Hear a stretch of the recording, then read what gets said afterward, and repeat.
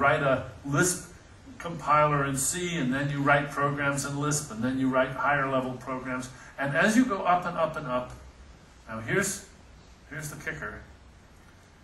We're creating comprehension out of competence. Just the opposite of the traditional way of thinking.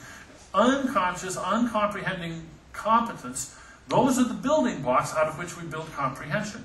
So that comprehension is not the source of competence, it's competence is the source of comprehension.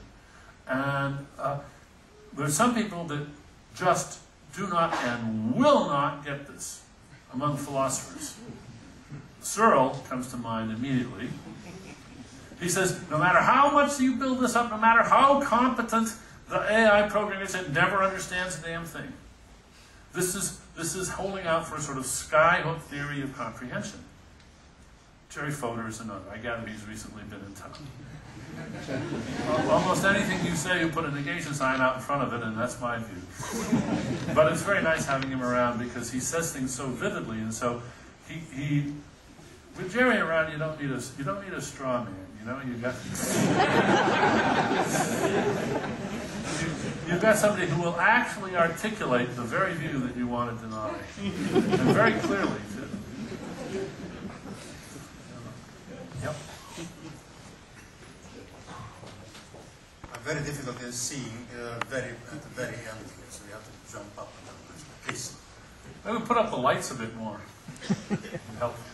Yes. Okay, so you talked about that we had several billion years of evolution, of bottom-up design process before, just in the very recent history, we've been able to have at least one lineage with the ability to do top-down design. And what I wonder is, oftentimes, one of the explanations for the need for religion is this idea of having some kind of justification or some kind of rule system, of morality. Mm-hmm. And I wondered if there, you know, when the cuckoo chick pushes the egg out of the nest, is that a moral thing? Is it, or is it amoral, or does it not have any moral? Is there a bottom-up concept of morality? Oh, good. There's a lot packed into your question, and I want to deal with several different points. First of all, I would say no, the chick is amoral. And in fact, evolution is amoral. And it's a big mistake to try to squeeze morality or ethics out of the facts, the historical facts of evolution. That's not the way to do it. So, but then, why aren't we just as amoral as the chick? Why does our capacity to engage in this top-down kind of reasoning, to represent our reasons, why does that give us a different status, a moral status? And I think it really does. And actually, I've given you the pieces. We're the reason's representers. And what we do with each other is we persuade each other. No point trying to reason with a bear. You can't get it, or for that matter, with H1N1. They are impervious to reason. They are dangerous, but impervious to reason. A dangerous person, on the other hand, may not be impervious to reason. You may be able to persuade that person. You can represent reasons to the person, and the person gets it. It's this fact which distinguishes us. It's right there in the etymology of the word responsible. We respond to responsible representations of reasons. This is very Kantian. We are the creatures that are moved by the representation of reasons to us.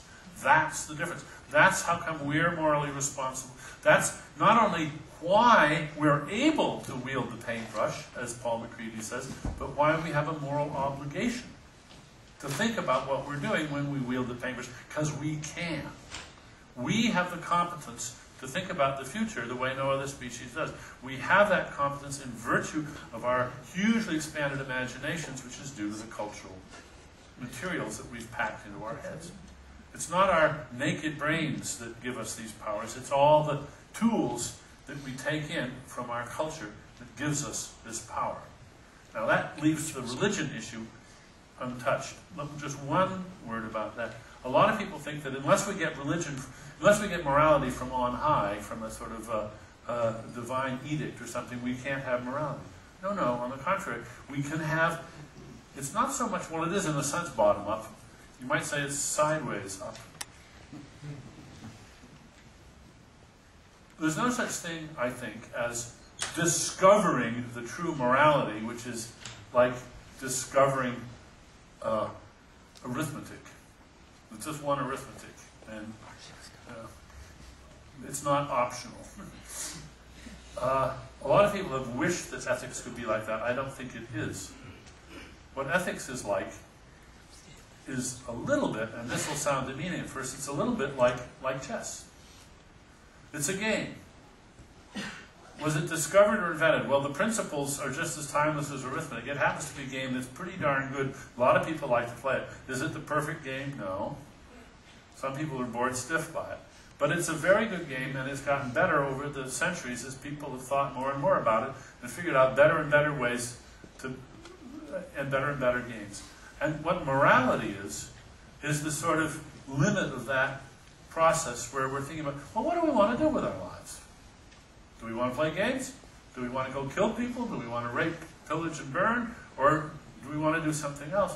And by a political process of mutual persuasion, we can aspire to finding a set of rules that we're all happy to live by, then we don't really want to live by any other rules. We haven't achieved that yet, but I think it's achievable in principle, and that if we succeeded in that endeavor, we would have ourselves generated the ethics that is the only ethics that could have any authority over us. Why? Because it's ours.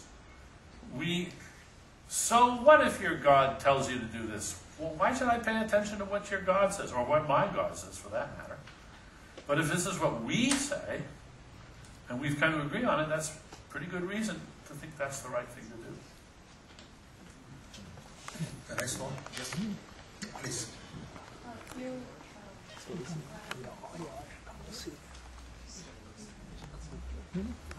Yes. You describe Gaudi as the top-down perspective, but he's not very efficient in economical standards today. So I just wondered which persons or which systems you would say in the world today was equivalent to Gaudi's top-down perspective. I'm sorry, I'm not sure I understood the question. Can you try it again? I missed something. Well, nature builds from the bottom up. Yeah, that's... And Gaudi builds from top yeah. down. Yeah. But his way of building is not very economical. And which systems or which person in the world